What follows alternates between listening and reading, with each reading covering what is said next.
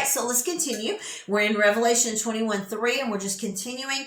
We stopped in the last video on the word behold. We kind of did just a deep study on what that means. So God was saying, behold, pay attention, listen up, look at this, gaze with this, just pause right here. Behold, because what I'm about to tell you is going to be wondrous. It's going to be amazing. It's going to be magnificent. So let's see what God told John. He says, behold, the tabernacle of God is with men, and he will dwell with them. So let's stop right there. There's more to it, but let's pause. So let's look at this word dwell. Again, as English speaking people, if we just look at a word, we as English speaking people would think, okay, that means God will live with man. Okay, period, end of sentence, end of thought, keep going.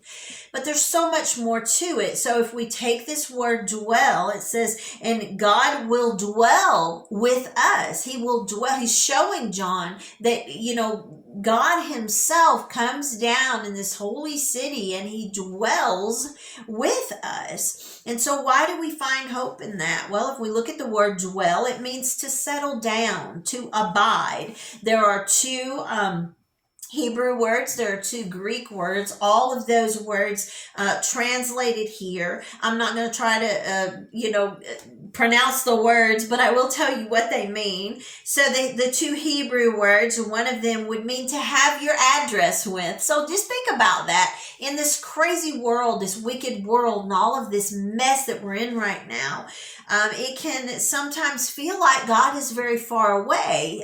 He isn't. He's always right there with us, but it can feel to us as humans that he's very far away and almost untouchable in this mess.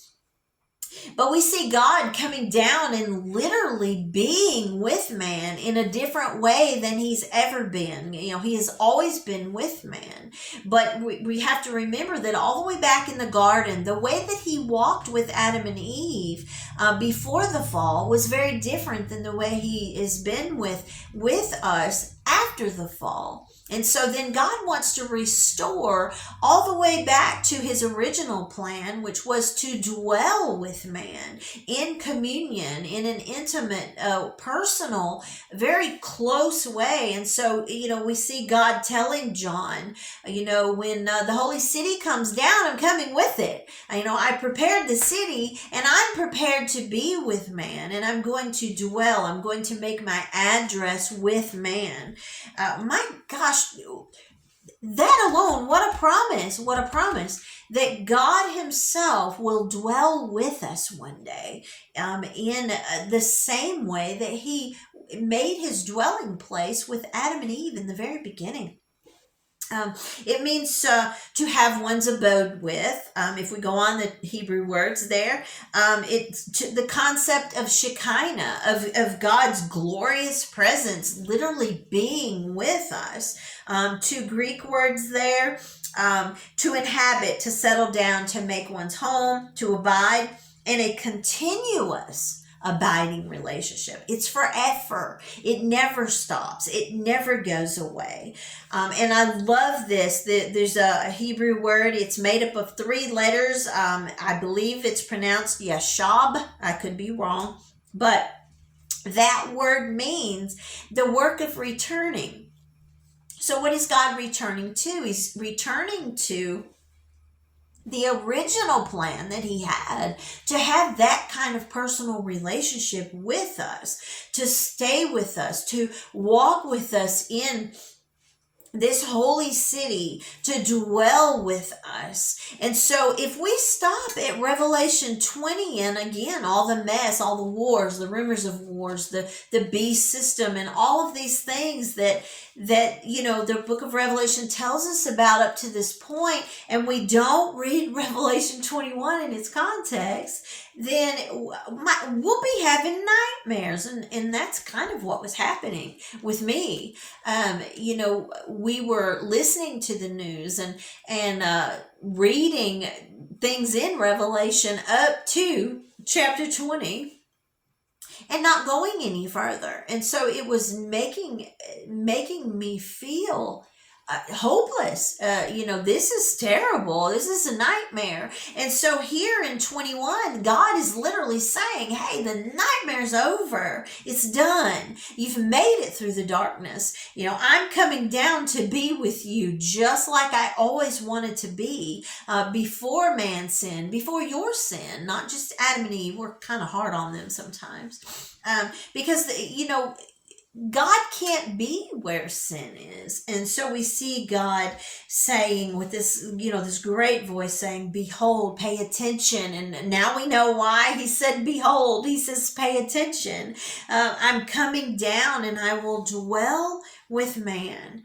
And my goodness, what a promise that God will dwell with us, that he will be with us, that we will be able to live in that peace and that perfect union without the separation and the divide because of sin, because of my sin that has divided me from God's original plan to walk with me in perfect communion. And so if we just look at that and just, if we could just grab hold of it, and I believe that's what God was wanting to show me, is, I've always dwelled with man. In the Old Testament, we saw it through the pillars of cloud and fire. God would speak through, we saw it through the portable tent. We saw it through Solomon's temple. And then, we know that Jesus tabernacled. He's God with us. He brought God down with skin on. But here in Revelation 21, we see God himself coming down to dwell with us, to be with us forever, and to say to us, this is over. This mess, this nightmare, all the scary stuff, it's over. I'm here with you now. Nothing bad can touch you anymore. Nothing can hurt you.